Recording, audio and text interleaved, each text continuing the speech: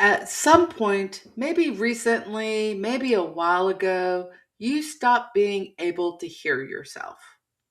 Not in a dramatic way, not a crisis, more like you noticed you were in a meeting agreeing to something and some part of you had an opinion about it and you filed it away without really deciding to.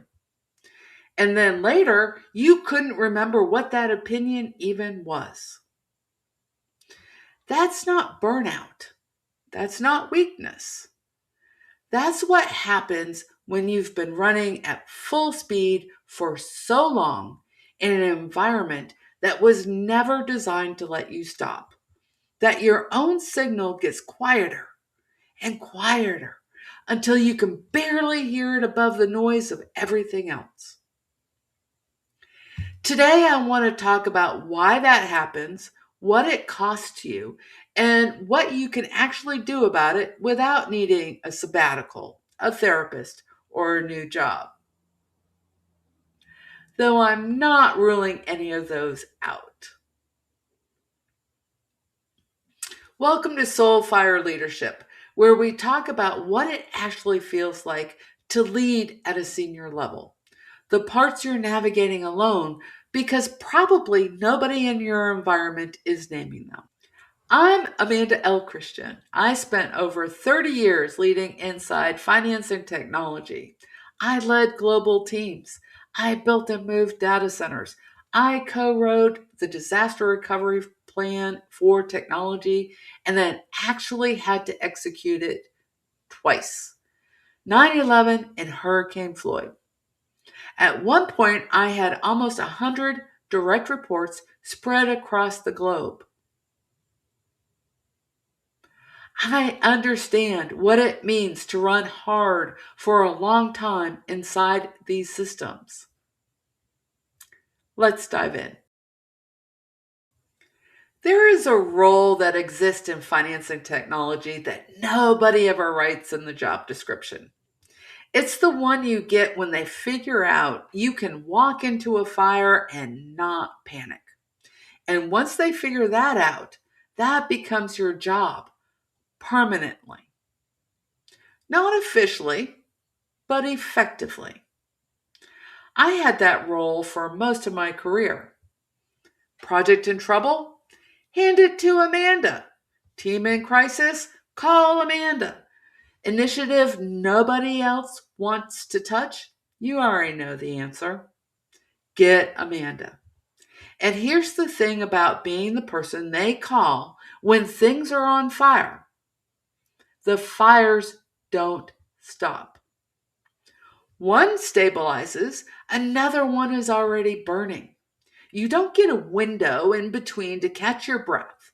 You just move from one to the next and you get very, very good at moving fast. Later in my career, there was a stretch where I had one major program stabilizing, another one already in flames, and I was simultaneously coaching other project managers to keep their programs from going under.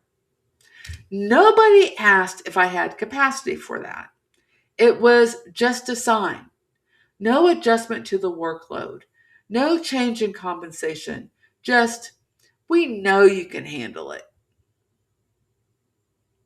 And the most dangerous part of being someone who can handle it is that you just handle it. You don't stop. You don't flag it. And you certainly don't say, I need a minute, because the environment has made it very clear over a long period of time that there are no minutes. Finance and fintech don't have seasons. They run on regulatory calendars built around reporting cycles and audit windows and compliance deadlines. The one moment that even approximates a pause is year end, which is not really a pause. The treadmill just changes its angle. And I want to be honest with you about what that sustained sprint, that is really a marathon at sprint speed, will actually cost you. because it isn't fatigue. Fatigue you can sleep off. The real cost is slower and harder to see. It's the gradual loss of your own signal. I want to tell you about a moment I haven't talked about much publicly. I was in a session with my therapist, and she asked me a question I wasn't prepared for. She asked, "What do you want, Amanda?" Not what does the organization need, not what is the next logical career move, not what would make my team's life easier. What do you want? And I thought about it. And I thought about it some more. And I could not identify a single thing. Not one thing. I genuinely didn't know. And that was terrifying because I was at that point a senior leader with 15 to 20 years of experience, a track record people pointed to, a reputation for knowing exactly what to do in a crisis. And I could not answer the most basic question about my own life. That's what the drift actually looks like from the inside. Not a breakdown, not a crisis, just a blank where your own voice used to be. And here's what I know now that I didn't understand then. That blank wasn't a character flaw. It was the predictable result of years inside a system that needed everything I had and never once asked what I needed back. When you're in execution mode for years without a genuine pause, the inner voice that used to say something about this doesn't quite fit gets quieter. Not silenced, just quieter. Because there is no space in which to listen to it. And eventually, you stop noticing it's gone. The question most leaders ask when they get to this point is, why am I so tired? That's the wrong question. The right question is, what have I lost access to while I was running? Because tired has solutions. A long weekend, a vacation, a lighter week or month.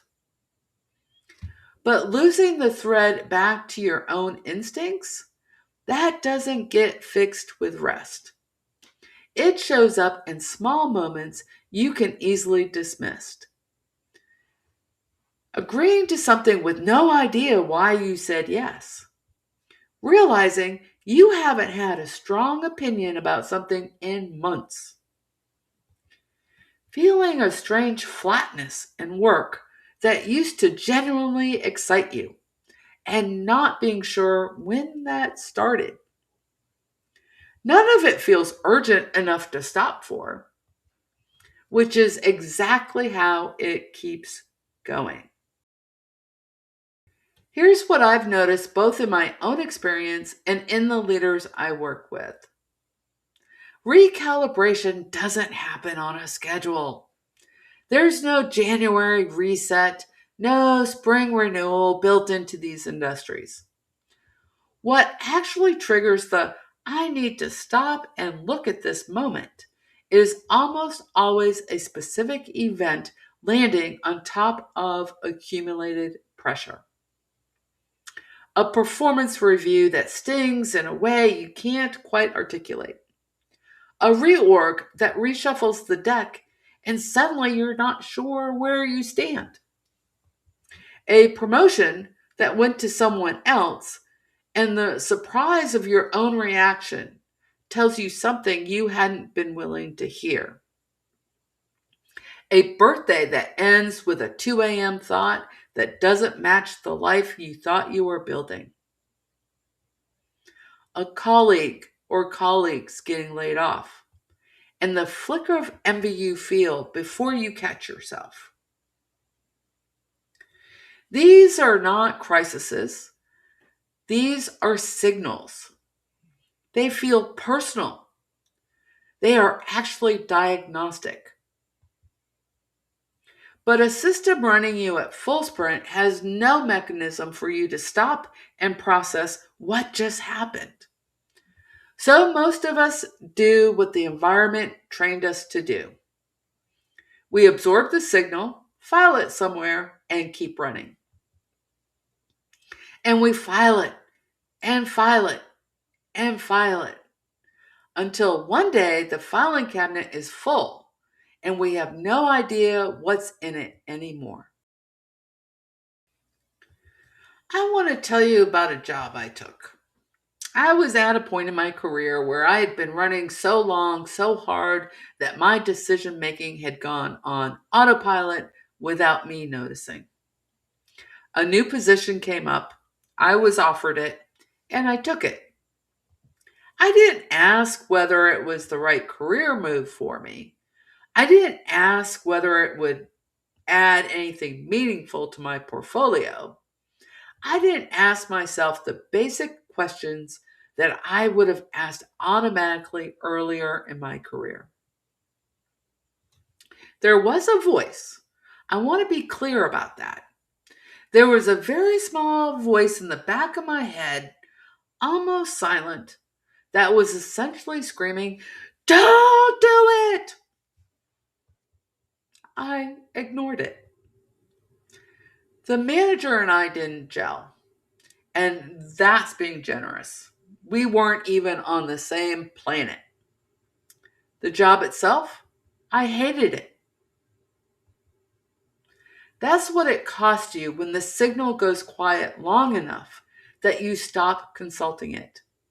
Not just a bad quarter, not just a rough stretch, a decision that sent my career in the wrong direction because the part of me that knew better had been running so long without rest that I couldn't hear it anymore.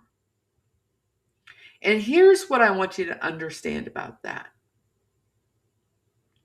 That was not a failure of judgment. That was the predictable outcome of a system that had been extracting everything I had for years, calling it opportunity, and leaving nothing in reserve for the questions that actually mattered. You are not weak. You are inside a machine that was never designed to support your inner life. It was designed to use your capacity and call it opportunity. And the leaders who navigate these environments well, long term, sustainably, without hollowing themselves out, are not the ones who found a way to run faster. They are the ones who found a way to stay in contact with themselves while the machine kept moving. That is a skill. It is learnable. And it starts with something smaller than you think. Here's something practical you can do this week. Find 15 minutes, one coffee break, one lunch where you don't eat at your desk. Close your office door. Grab an empty conference room.